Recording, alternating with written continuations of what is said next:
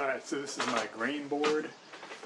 For years, I avoided eating grains because I was into all the biohacker stuff like paleo dieting, and inflammation, and anti-nutrients, glycemic index, so I didn't eat grains for years. Now I'm eating a lot more of them because I've kind of changed my perspective, my theories on everything, and now I'm taking a more energetic approach to diet. And I've tried all the diets. I've tried everything to clear up hair loss and skin issues and just overall feel better. I've done a lot of elimination dieting. I said paleo, AIP paleo, carnivore, GAPS diet, and I just stopped eating for weeks at a time. Nothing really got me a great hair benefit. I mean, carnivore gives a decent benefit. So does fasting, but fasting's not sustainable. You can't fast the rest of your life, so I had to figure something else out. So I'm going with this energetic approach based on traditional Chinese medicine. The whole theory being that I think that male pattern baldness is caused by a male imbalance, and while diet isn't really the root cause of that, it's more social factors and just your energetic nature. Diet can influence, I think, that energetic balance to a fair degree because it's something you put in your body 2 or 3 times a day. So grains are highly revered in Chinese cuisine because they have a very balancing energetic effect. They balance the yin and the yang. And so it's often that, grains are included in every meal, especially rice. I mean, the rice itself is part of the symbol for qi, which is the life force concept, character, word in Chinese, the Chinese language. So yeah, but there are some other grains that are particularly good for augmenting yin energy, and that's kind of what I'm going for. I think they have a male imbalance, or I have a male imbalance that's causing skull expansion, and so part of the therapy is to put as much yin food in my body as possible. And yin food are foods that have a cooling effect and can particularly impact the kidney system, which is the most yin organ. So based on that strategy, there are 5 grains that I'm figuring out how to incorporate more into my diet. These are my top 5 grains based on some internet search and basic understanding of traditional Chinese medicine. So the first one, number 1, this is an organ too, which I haven't tried yet. I haven't done barley, but barley is supposed to be the best grain for yin augmentation. One reason is that the grain itself is a positive influence on the kidney system amongst the spleen, urinary bladder, gallbladder. So kidney and urinary bladder are the yin-yang part of that organ system, so anything that benefits both is going to really tonify, improve that organ system. And then it's a cool grain, so cooling means it goes into your body and it cools it. So that's good because yin needs moisture. It needs coolness in order to gather the moisture it needs to nourish the body, cool it down and nourish like the blood.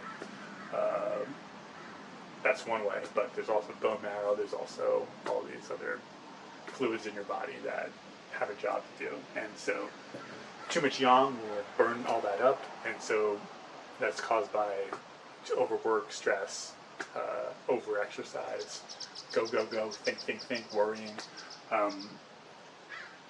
So that burns up all your moisture, and so barley comes in, it's cooling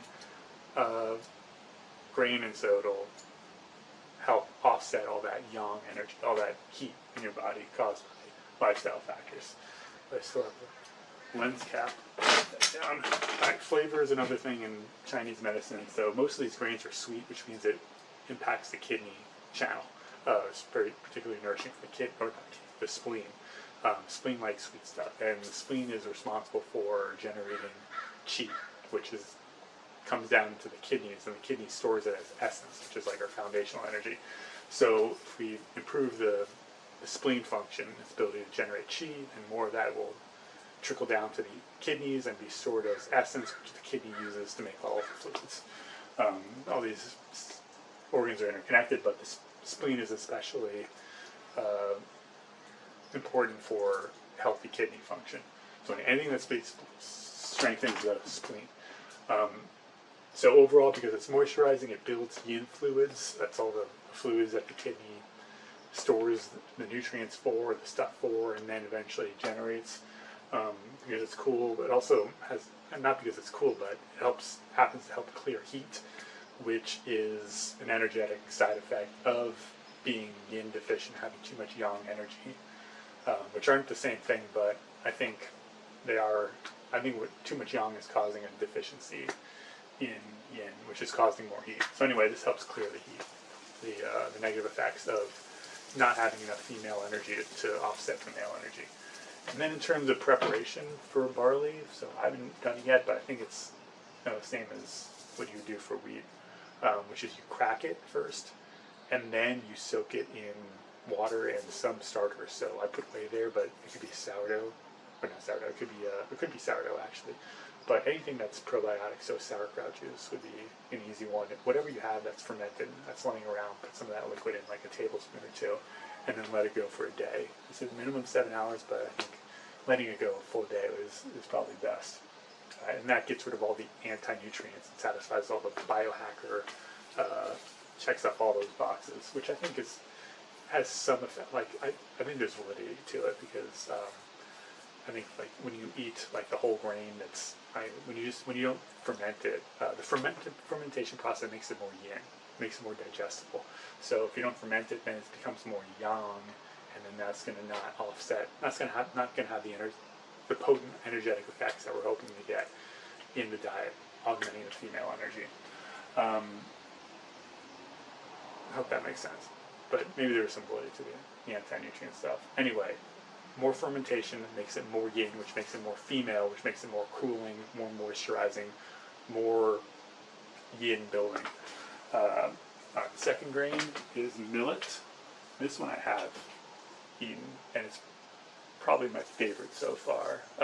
It's got like a cheesy flavor, and it's very similar to barley in terms of all the energetic properties.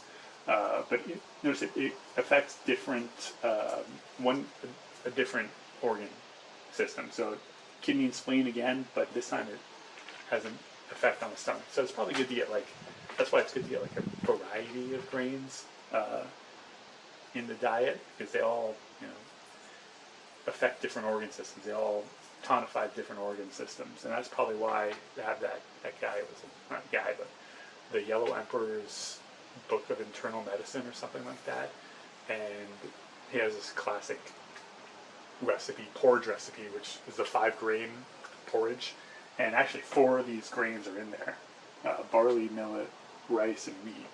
Oats aren't, and the 5th one is just like lentils, I think. But I think that's why, because you have to have variety. They all affect different organ systems, and so they tonify comprehensively. And that's probably might be a good thing to do, just combine all these. Because while I have these rankings, but probably incorporate all of them would be best. Anyway, millet does pretty much the same thing as barley. One exception is that its flavor is sweet and salty. So salty is positive for is the flavor that corresponds to the kidneys, which is again the most organ. So that's the most female organ. So it's going to have a good tonifying effect on the kidneys, maybe more so than the barley. Although barley is well touted as like the yin tonic of all the grains. But I think millet is almost as good, not better, but if not the same, it's almost as good. And it does say moisturizes dryness, so that's the same thing as building yin fluids. Anything that moisturizes helps build the yin fluid, which is the fluids that the kidney needs to build to do its job, and keep that can circulate through our body, and we get yin energy all throughout our body. Eventually, it goes to the liver, and the liver circulates it through blood, and that's the main yin energy that circulates through our body. But there's other yin energy. The bone marrow is like very yin energy. That's why it's good to eat bone marrow. So anyway, it also clears heat, whatever. Same thing as barley. And then for preparation, so I got this recipe from Nourishing Traditions, and then verified it in the Sandor Katz The Art of Fermentation book. Has the same preparation method for millet. And maybe I'll put an affiliate links to those books in the description if you want a reference for how to ferment stuff, especially grains and beans, more complicated stuff. It's a pretty good resource for that. A little biohackerish, but I mean, it's not all Chinese. It's not really Chinese medicine, but based, but it's not at all. Maybe it is a little bit. I don't know. But anyway, it's a good reference on how to ferment stuff, ancestral ways of fermenting grains, which I think makes it more yin again. And that helps augment the yin energy. Anyway, so with millet, what I do is I soak the millet for a day, and then I kind of strain off the water, and then I put it in a food processor and blend it up. Not very ancestral, but I guess if you want to go that way, you just mortar pestle it. I guess figure out some way to grind it up. Hand grinding's a bitch. I just gotta tell you, I do it for corn. Food processor works well. I purees it, get a nice paste, and then I take that paste and I add more water and like a sourdough, or I keep saying sourdough, but sauerkraut starter, or not starter, but just like juice from the sauerkraut that I'm fermenting. Put that in there, and then let it go another day or day and a half, and then I start to eat it. You don't eat it, so then you like scoop out some of that with the liquid, and then you cook it. So after you ferment it, you have to cook it. Grains are always cooked after they're fermented. Don't eat grains raw. And a yin diet is like a cooked food diet anyway. Not that doesn't ever, it always applies to grains. Always cook grains. So anyway, it comes out pretty good. It's like a polenta, kind of cheesy flavor to it. Really, it's quite tasty. Alright, next grain. I don't know if you can see this, but black rice. So rice is also like a good one to include, but black rice especially. So black rice has like a kind of purple color to it. I mean, there is like forbidden rice, but I have some like Thai jasmine rice, which I think is like kind of equivalent. But if you're looking for like the actual black rice, like look for black forbidden rice. Really, but I think any like dark black or purple rice would fit this description. So a reason like the black or purple part is important is because color has a organ affinity in traditional Chinese medicine. Flavor does, but also the color. So the salty is good for the kidneys, and black is also good for the kidneys, or deep blue, which is kind of purple. So deep blue, black, those types of colored foods really positively tonify the kidney system. So that takes rice, which is usually good for the spleen, stomach, and lung, and then makes it good for the kidney and the liver. And the liver is another yin organ. It's not as yin as kidney, but like they're very related. So the kidney supports the liver function, and the liver function, if that's malfunctioning, it can cause things like, I think, skull expansion. I think, liver heat from liver yang rising from the liver, from too much heat in the liver, I think is what's causing the upward push of energy and then the outward expansion of the skull. That's causing male pattern baldness, which I have, and that's the whole point of all this. Well, that is ostensibly the point of it, but there's also like a deeper reasons why I'm doing this. Hair loss is just a indication of an imbalance. Trying to restore the balance. Balance is good. So anyway, the blackness of the rice, the color of the rice, will make it a kidney and liver tonifying grain. So look for black rice. And that's what makes it nourish the kidney yin. Kidney yin is just, it's pretty much like its ability to build fluids or store energy, store the nutrients and the stuff it needs to make the fluids. I think the kidney yang is what actually activates it and makes the fluids. I guess also rice helps to build blood, which impacts the liver system, because the liver generates blood. But anyway, blood is what circulates the energy through our body, and it's kind of interesting that it's cool nature, because usually warm things are what build blood, but this is a cool grain that helps build blood, which I think is pretty good. That's like, it's rare, and so it's good, unique food to incorporate into the diet. Soaking rice or fermenting rice is pretty easy. You just take the whole rice and then you like cover it in water, add some starter, so again, sauerkraut juice or whey, whatever you have, and cook it for like 45 minutes. It takes longer to cook if it's in the whole grain form. So cracked barley, pureed millet, just like flaked oatmeal will take much less time to cook. But if it's in the whole grain form, then it'll take like 45 minutes, from what I understand. I'm not a grain expert yet, but I'm working on it. All right, number 4, you can see it, is wheat. So wheat has kind of the same properties as the other ones, but again, different organs. It affects the heart, which is not any channels that are on the list so far. So again, this is why it's like part of that 5-grain cereal mix in the Yellow Emperor's book of internal medicine, because it's that you're incorporating all the organ systems, and has a moisturizing or clears heat from the heart. So that's its direct impact on the heart. Which is good. You don't want excess heat in any of the organs. And probably there is some in there if you have a yang imbalance, too much yang. And then in addition to that, it moisturizes, not just in a yin building way, but it moisturizes all the organs, which seems like a good thing if you're trying to encourage yin energy build up in the body. So it gets all the organs moisturized. Good. And then preparation, same as barley. So cracked wheat, and then, or you can also sprout it, and then make it into a porridge. So all these you just kind of make into a porridge. Wheat, you can make into a pancake too.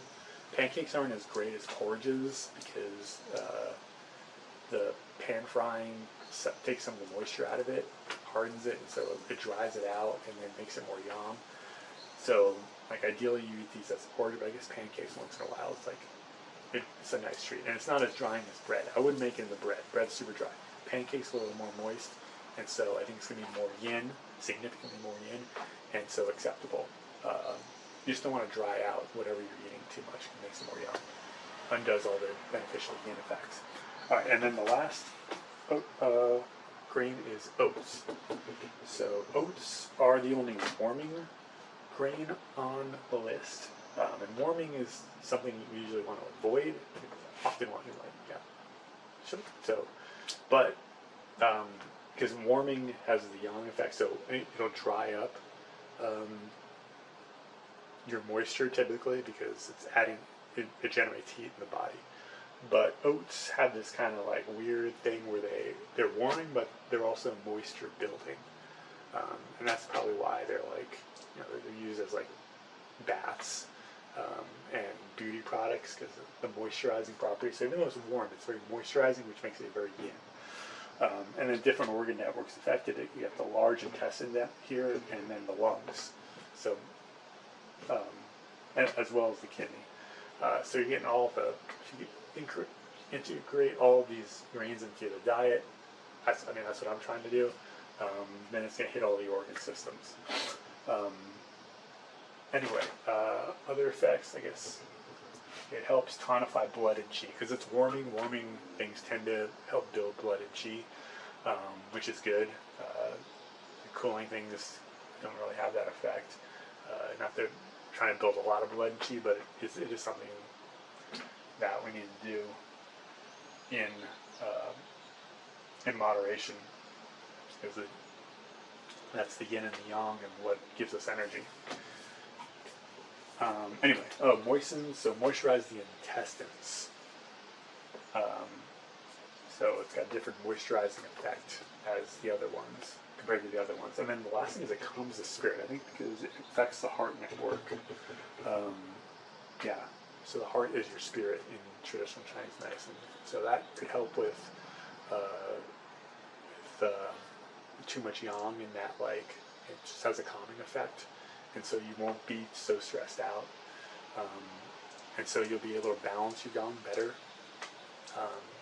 If it's yang stressed, if your spirit's too active, you're going to have too much yang. So it calms it, not as much yang, easier to balance.